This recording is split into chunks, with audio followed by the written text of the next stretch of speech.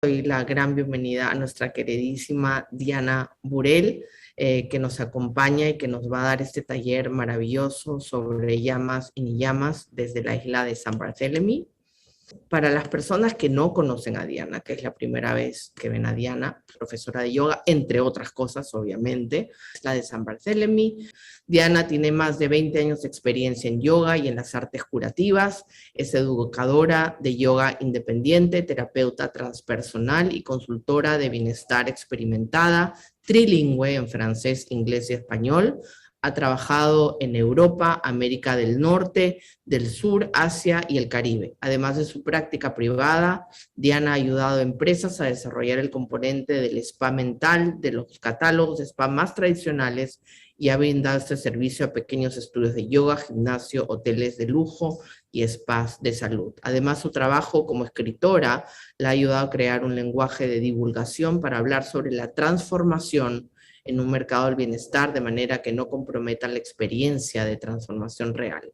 Los talleres temáticos de clases de yoga y el trabajo transpersonal de Diana están infundidos con un sentido íntimo de conexión y comunidad que se extiende a través de geografías, culturas, agregando diversión y profundidad al proceso de crecimiento personal. Diana tiene un estilo de enseñanza que es articulado y ferozmente personal, entretejido con historias y herramientas recopiladas de décadas de prácticas en tradiciones de curación multidimensionales. Y ese es un breve resumen, y en mi experiencia personal les tengo que decir que yo, pues, no solamente que le tengo un profundo cariño a Diana por ser una maravillosa persona, pero además considero que es, pues, para mí la mejor profesora que he tenido siempre, no solamente por la parte humana, sino por sus conocimientos integrados, holísticos, no solamente de las prácticas que ella enseña, sino que el conjunto, el lenguaje de Diana, que personalmente considero que es extraordinario en poder entender el cuerpo en la unidad con la mente y las emociones, es un trabajo único que ella hace y la verdad que es un honor tener a Diana con nosotros. Diana, muchísimas gracias nuevamente por estar aquí con nosotros en Global Mindfulness Group y por traer ese taller tan importante con llamas y llamas. Gracias, Diana. Les pido cerrar los ojos, tomar un momento de silencio, las manos frente al corazón, con los puntos de los dedos gordos tocando al corazón y alzando el sternum hacia arriba, al mismo tiempo bajando escápula.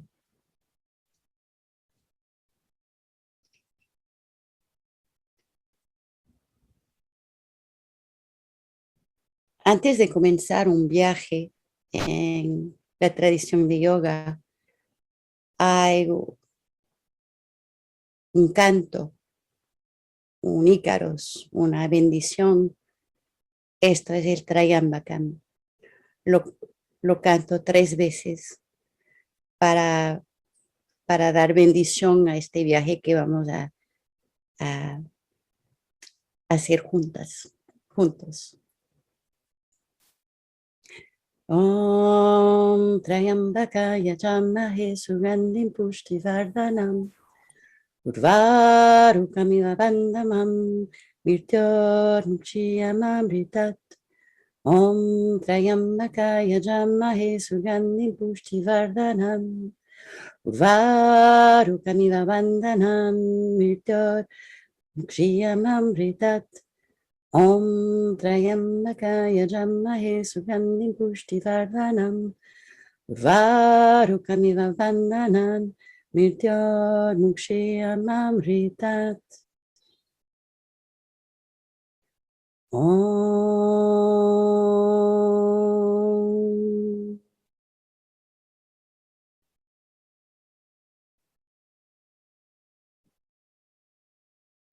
Namaste.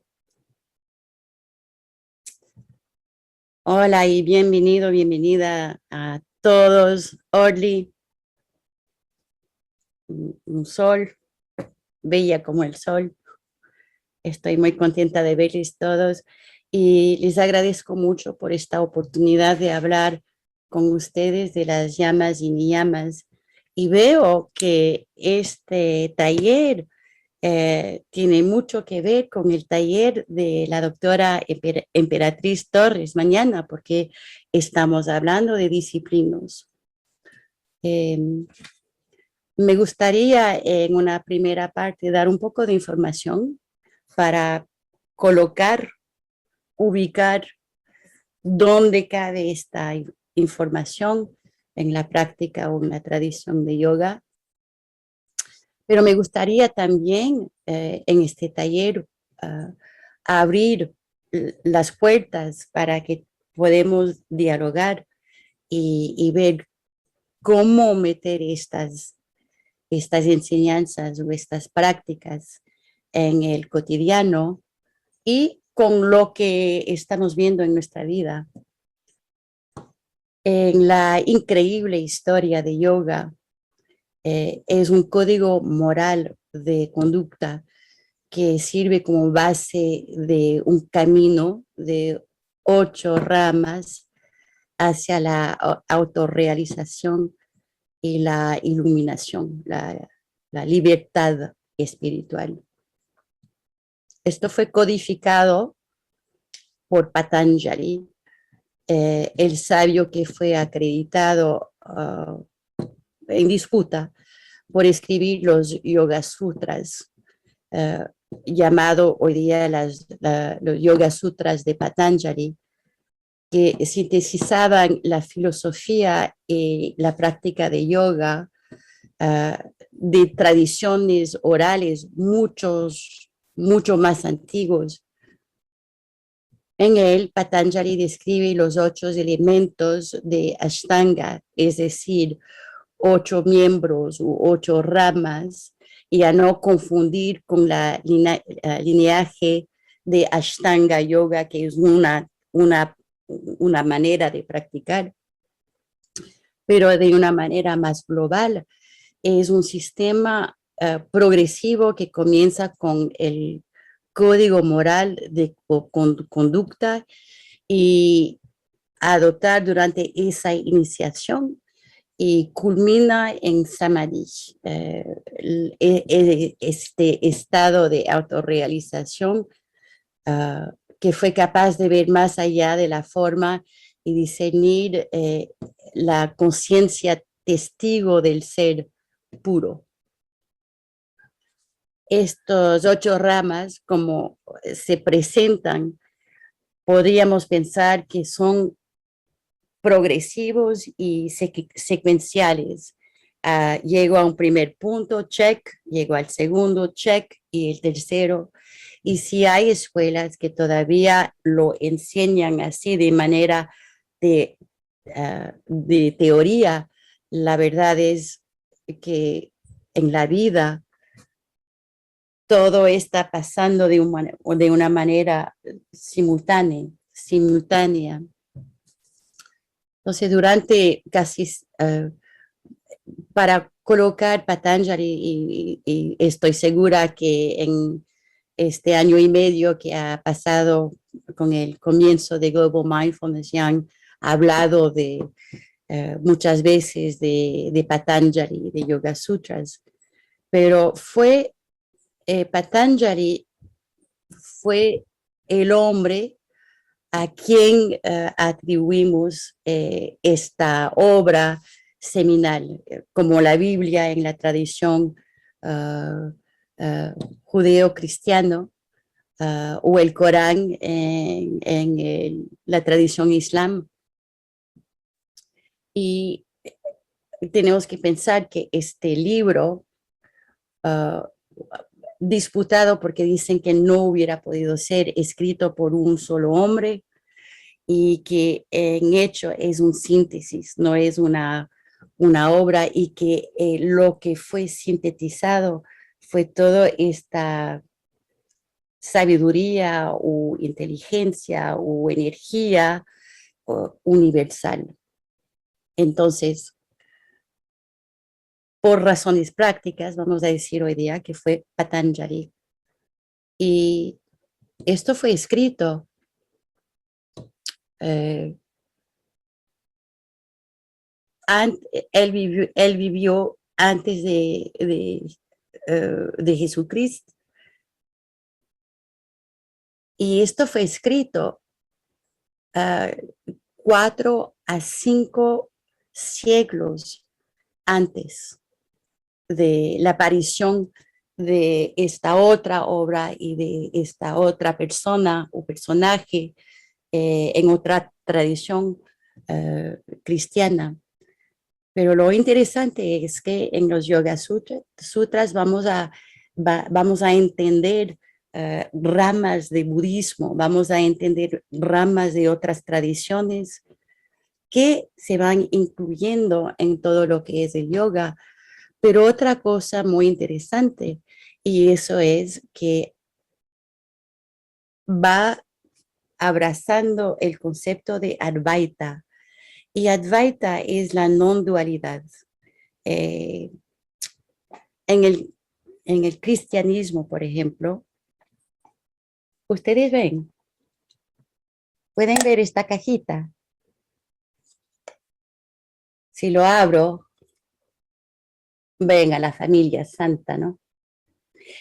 Y en antes, cuando yo quería prodigir mi religión católica, por ejemplo, y tenía que ir de pueblo en pueblo y hablar con una población por la mayor parte iletrada, llegaba con una cajita así. Y Frida Kahlo hizo todo una serie sobre estas cajitas, ¿no? Y lo que iba a hacer es contar un cuento. Y este cuento para explicar las ideas centrales. Y en cada religión había los dioses, las diosas, los santos, pero en Advaita no. Advaita habla de la observación, la experimentación como manera científica y muy personal, que no pasa por algo de exterior, para poder realizar el puro ser. Durante casi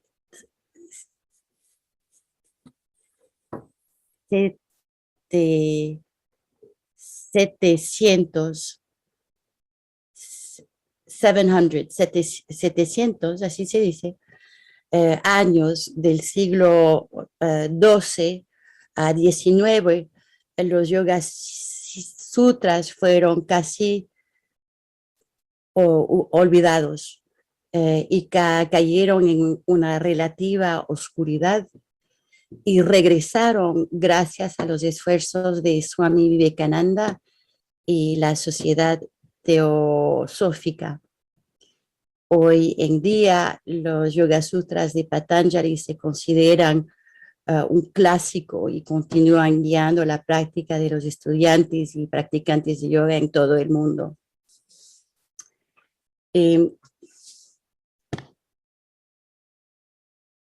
Los Yoga Sutras se estructuran en 195 o 198 aforismos y depende de cuál académico estás hablando, pero cuando hablamos de la palabra aforismo, dependiendo de la definición que lea, un aforismo se define como una declaración concisa de un principio científico, típicamente por un autor clásico, o una declaración concisa que apunta a una verdad general. La versión que a mí me gusta es esta. Se light on the Yoga Sutras of Patanjali, y esto fue escrito por B.K.S. Iyengar, un maestro que ya pasó del otro lado, pero que hizo mucho por el yoga. Los Yoga Sutras condujeron a un sentido de unidad interna y crearon un pasaje del mundo exterior al mundo interior, de un estado de conciencia otro, de lo denso a lo más sutil, en un camino hacia la autoliberación. Si ustedes me permiten darle un ejemplo de los Yoga Sutras, de lo que es aforismo. El primero, uno de los primeros 4. El yoga es el cese de las fluctuaciones mentales. Nada más. Cuando yo estoy dando cursos de el aforismo, piensan a un hongo shiitake seco. No se lo puedo comer, no da nada, lo tenemos que poner en agua y ahí florece. Y es interesante porque el señor, el maestro Iyengar decía muchas veces que la inteligencia siempre tiene que ser un poco húmedo. Y eso estamos pensando que algo de muy seco y de muy, que no tiene esa inteligencia vital, no tiene vida. Y el aforismo igual no tiene vida cuando así lo leemos así.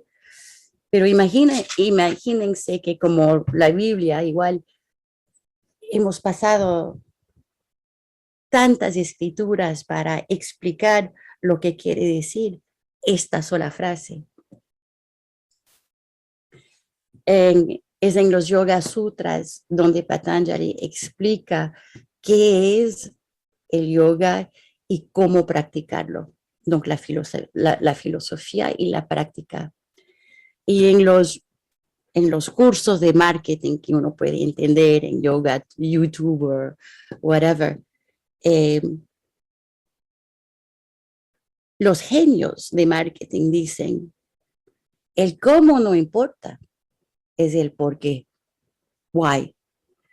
¿Por qué vas a hacer algo? ¿Por qué vas a escoger de estar aquí por esta hora de su vida y no haciendo otra cosa? Ahí sale la cajita, ¿no? Entonces, en la tradición de yoga, Patanjali tenía que decir o está atribuido de haber dicho algo tan potente. Y eso fue, si practiquen de una manera disciplinada, usted encontrará en su mismo virtudes, cualidades, talentos que nunca sospechó y usted se va a descubrir mucho más grande, mucho más regia de lo que hubiera podido imaginar. Wow. Estoy diciendo, Lola, Orly, Marita, Poyet, sí hacen esa práctica de una manera sólida y repetitiva, van a buscar y van a la búsqueda y van a encontrar este tesoro interior.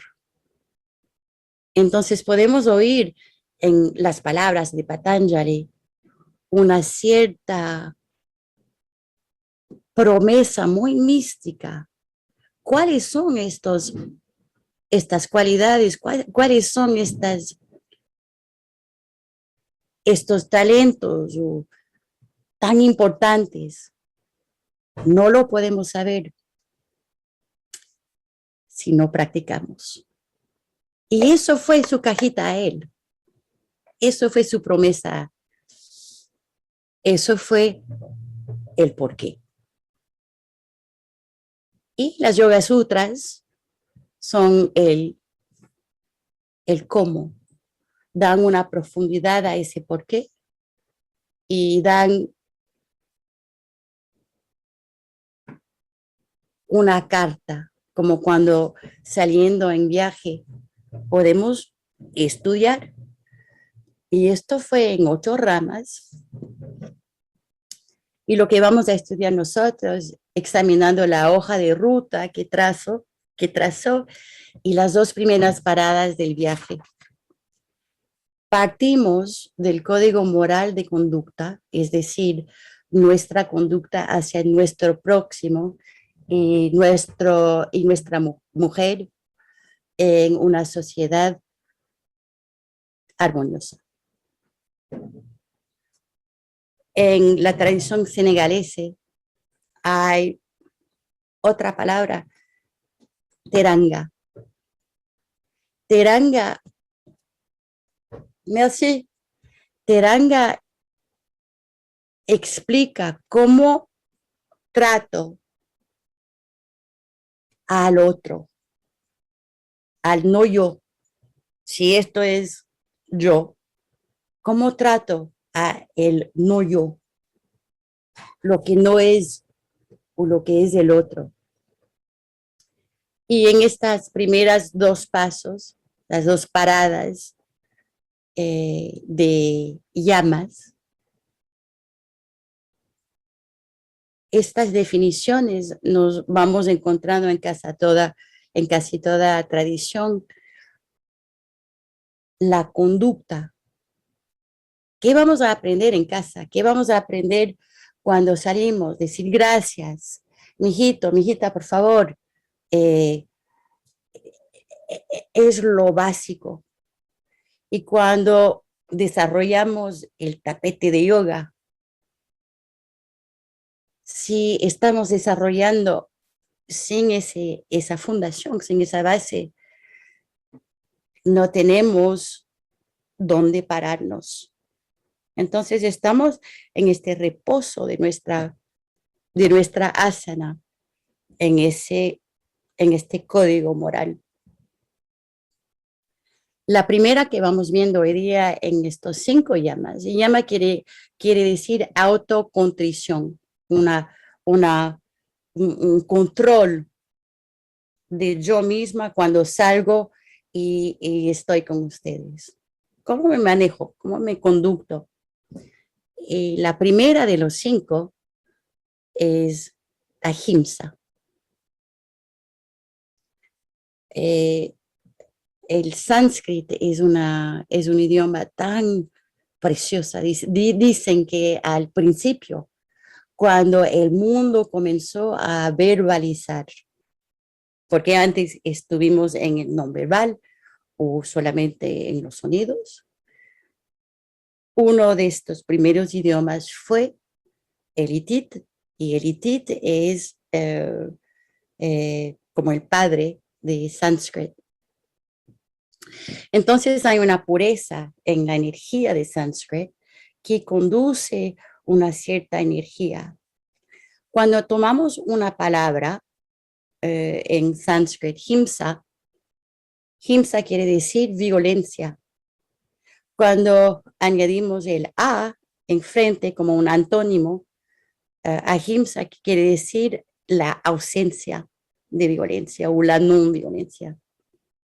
Entonces, podemos pensar leyendo los periódicos o viendo el news o entendiendo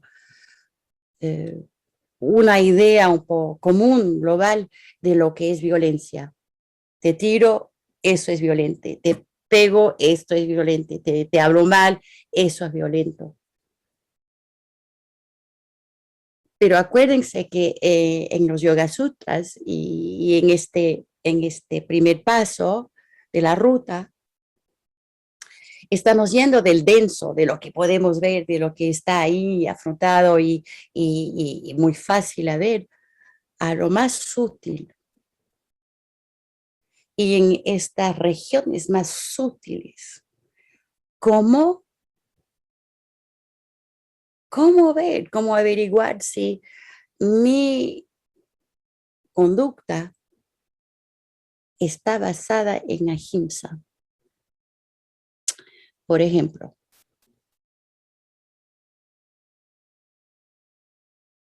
alguien habla mal de ti, o peor, de tus hijos. Alguien dice algo que, que hiere, que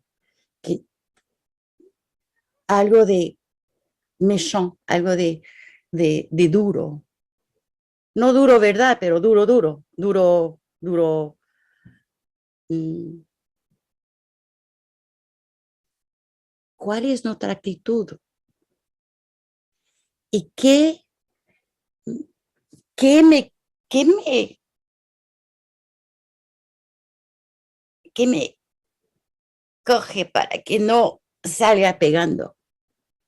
O que a mi turno no continúo con ese karma de daño para dar un pedazo de mi lado. Y seguramente, sin conocerla, seguramente la doctora Emperatriz Torres en el dominio psicológico puede hablar también de estos comportamientos en lo cual este rancún, eh, este sabor amargo, de amargo, de querer, sí, bueno, y no hiciste, y de vez en cuando se introduce y por pasajes muy oscuros estas, estas palabras, estas acciones, estas actitudes de violencia.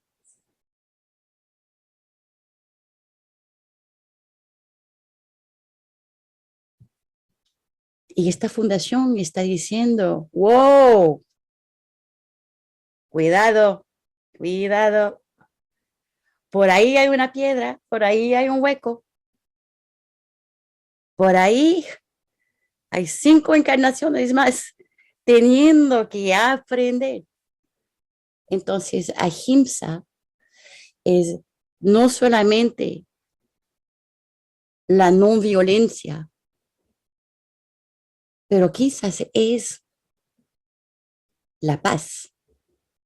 ¿Cómo conducirme no solamente de esto que va doliendo y haciendo mal, a algo que va a dar otra opción, otra oportunidad, otra enseñanza?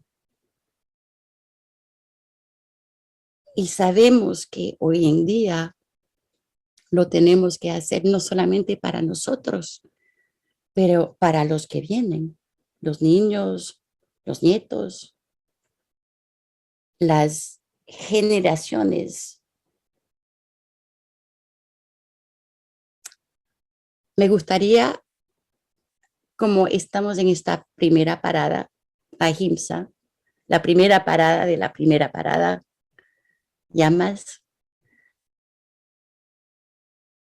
les voy a pedir aquí vamos a meter el picnic, van a sortir el baguette, la botellita de vino, vamos a observar ah, el paisaje y vamos a meditar, vamos a hablar un poco. Cuando leemos algo en una página, nada mueve, todo está ahí. Pero para aprender a meter ese hongo shiitake en el agua y ver florecer la enseñanza, lo tenemos que meter en nuestra vida. ¿Cuál es la práctica?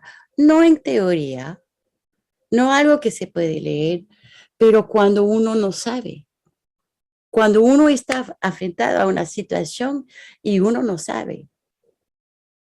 Entonces, les voy a pedir que tomemos 2, 3 minutos, cerrar los ojos estar conmigo en este paisaje tan lindo, tan bonito. Estamos viendo este paisaje de yoga.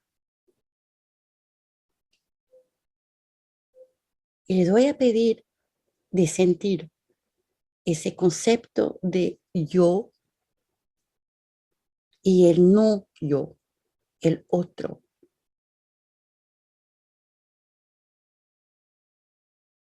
Y les voy a pedir a cada cual de ver a qué momento esa relación puede ser probado, quizás en tu pareja, quizás en la familia, con tus hijos, tu hermana, tu hermano, madre, padre.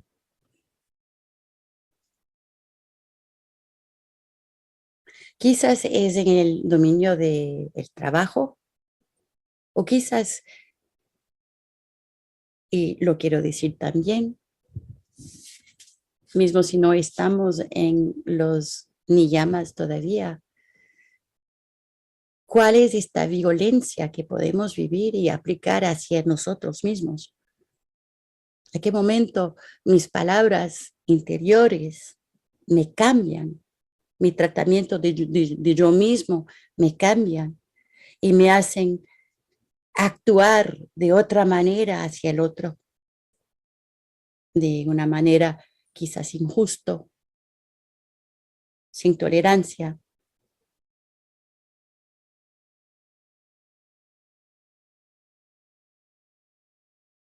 Y en estos mismos lugares, vamos a decir, lugares en su vida en lo cual esa conducta de violencia quizás es más o menos claro al exterior, pero quizás no al interior.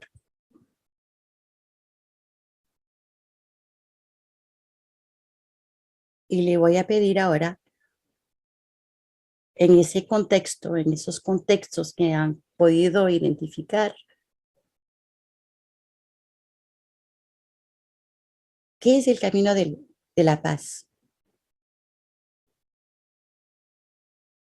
¿Qué es el camino no solamente de la no violencia, pero de una alternativa húmeda,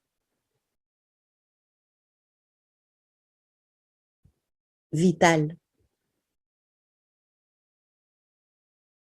una alternativa suficientemente clara y pura para ofrecer a un bebé, a un hijo, a un nieto?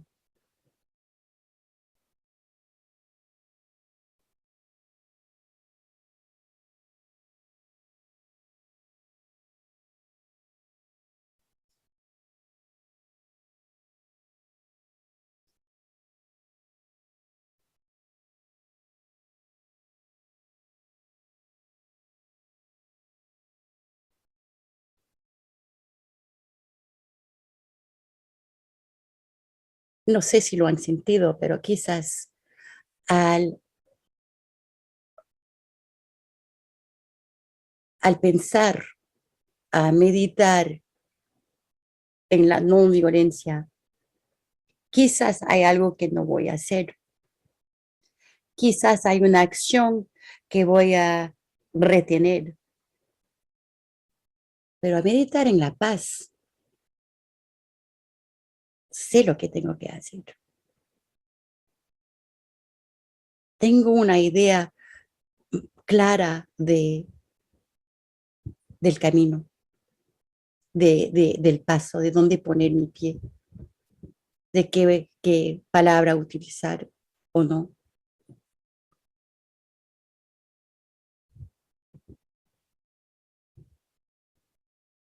porque estoy escogiendo y utilizando una idea de bien, de bienestar, no solamente para mí, pero para los otros. para el mundo.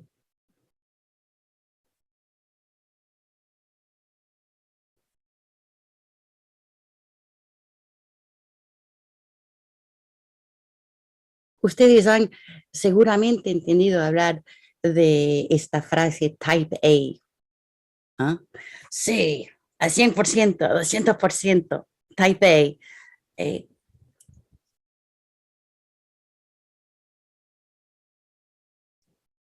Andar, andar, andar, andar, andar, hasta hacerse mal. Quizás procrastinar, procrastinar, procrastinar, hasta hacerse mal. Entonces, lo que estamos viendo en este camino es qué es lo que me lleva a más de equilibrio y armonía. Lo que quiero decir es que no hay una respuesta hecha, dicha para todo el mundo. Hay solamente ese shiitake con su agua que te está diciendo qué plato quieres servir hoy día, porque lo vas a comer, que sea sabroso. Cuando estamos hablando de ahimsa, en lo que es el tapete, la práctica física de yoga o la práctica física de otra tradición, de una psicoterapia, de Alcoholics Anonymous, de trabajo energético, de lo que sea, de una práctica deportiva.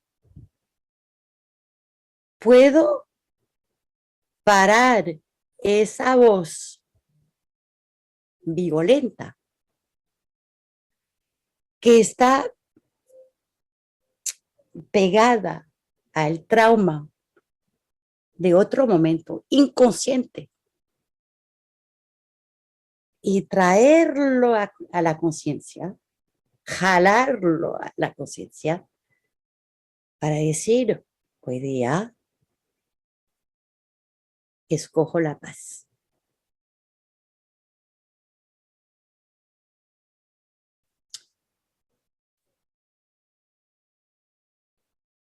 Esta zona de trabajar en la práctica física de yoga, en inglés hablamos de margins, los margos suaves y duros. Y cuando siento una resistencia yendo a algo, a un movimiento, a una postura, y que esa postura esté en el tapete o emocionalmente cuando estás tratando con otro, ¿a qué momento siento esa resistencia que me dice suave, suave, suave, suave? Aquí hubo una quebrada, aquí pasó algo, aquí este hueso fue fracturado y ha cambiado, no es lo mismo.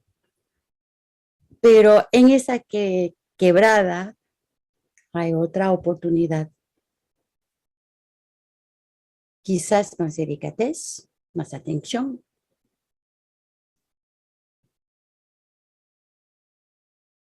Ahimsa.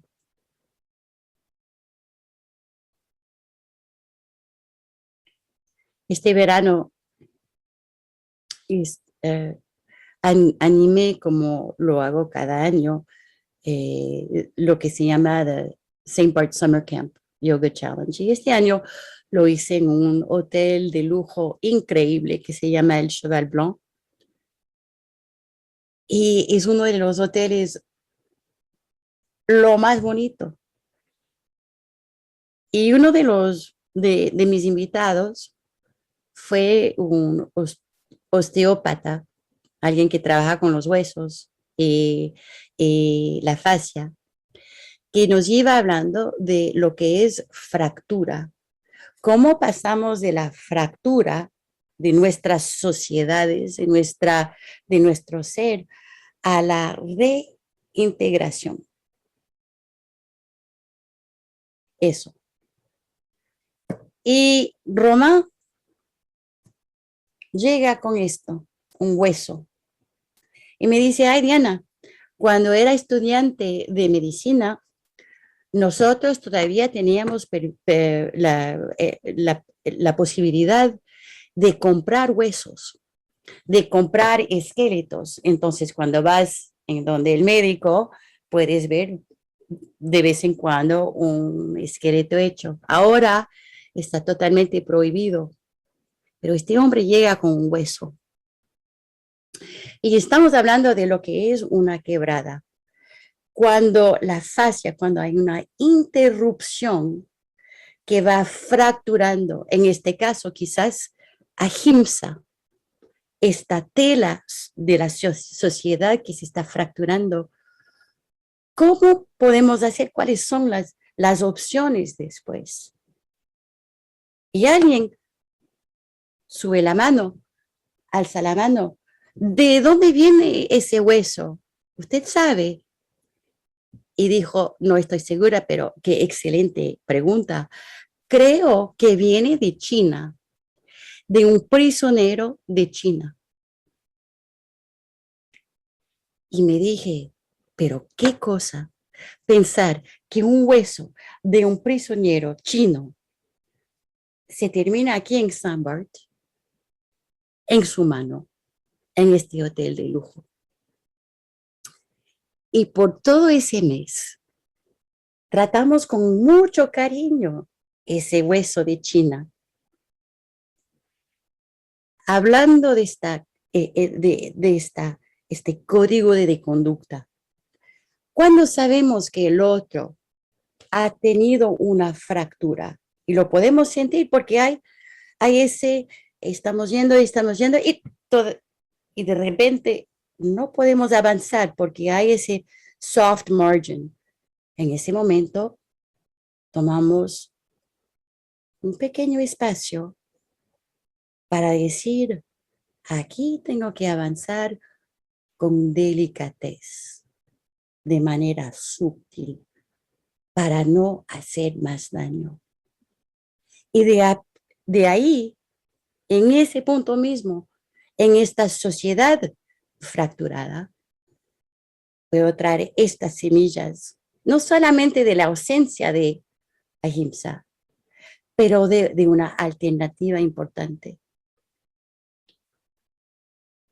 Lo voy a dejar ahí por esta primera parada, pero todavía estamos en la tela de picnic y les voy a invitar a ustedes ahora de decir si tienen ideas de este ahimsa y cómo opera o cómo ustedes la pueden ver en su propia vida.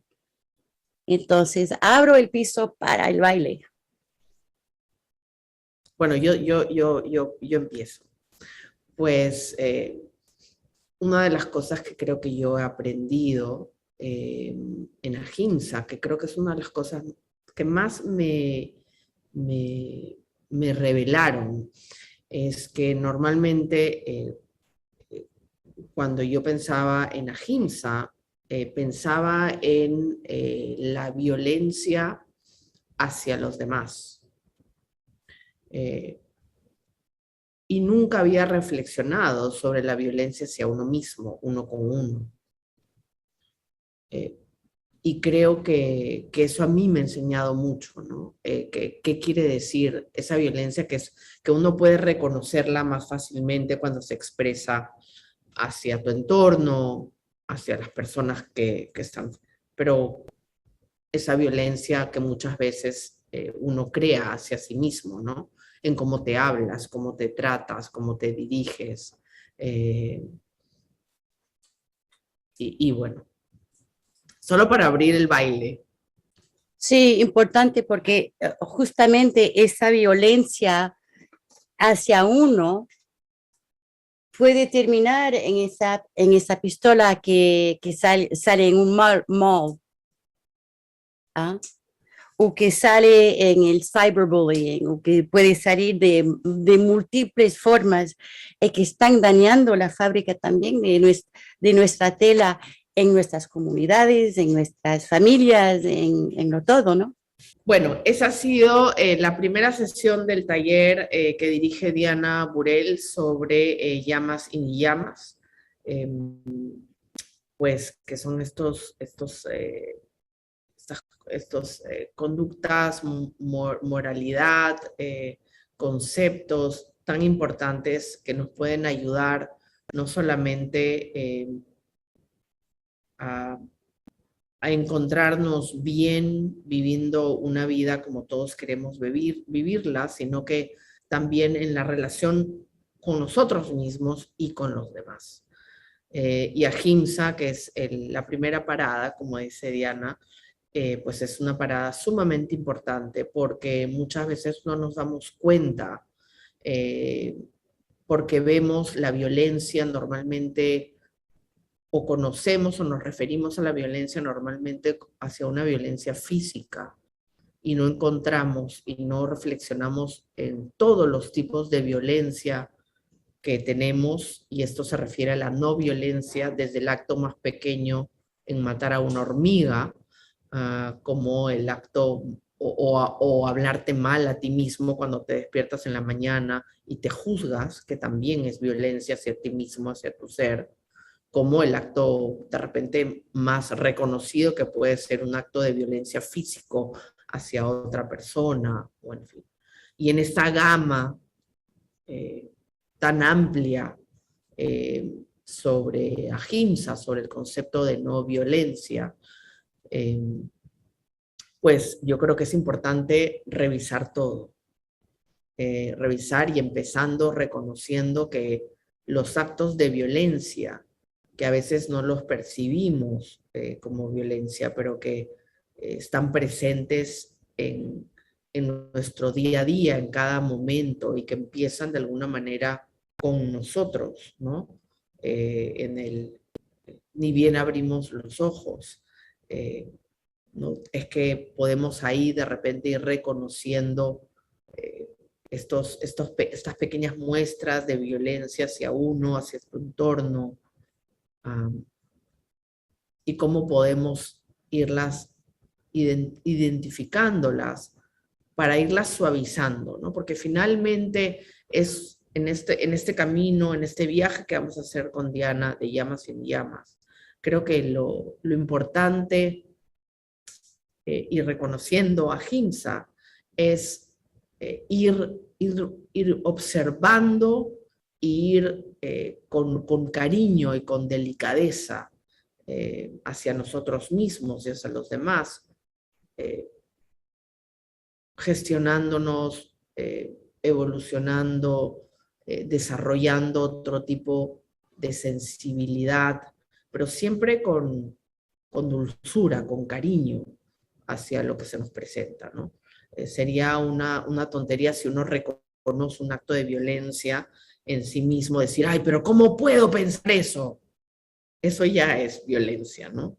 De repente tratándolo desde un ángulo más amoroso, ¿no? Reconozco que puedo tener estos sentimientos, estos pensamientos de violencia que, ojo, los tenemos todos, todos. No eres una mejor persona o una peor persona porque tienes o no tienes estos pensamientos de violencia. No se trata y no es un juicio de ese tipo, sino al reconocer estos pequeños pensamientos de violencia o estos sentimientos de violencia, desde lo más pequeño hasta lo más grande, pues poder acercarnos, pero que este approach, este acercamiento sea desde el amor, ¿no? Desde el amor interno que uno tiene hacia uno mismo y hacia los demás, el respeto. Así que cuando en esta semana, hasta el próximo jueves, que veamos nuevamente a Diana, pues yo los invito a que puedan observar, estar alertas, estar atentos a lo que pasa en principio internamente, ¿no? ¿En qué momento te das cuenta que de repente hay cierta violencia hacia tu persona? Y en ese momento de reconocimiento, ¿no? Porque es como que te quitaran ahorita el velo del ojo, los lentes oscuros y digas, ah, ahora puedo reconocer un poco más. En ese momento en el que reconoces esa palabra violenta, ese pensamiento, ese acto, pues pregúntate cómo puedes llevarlo al otro escenario de la no violencia, pero con no violencia justamente, ¿no? Sino con un acercamiento de amor y de respeto hacia ti mismo.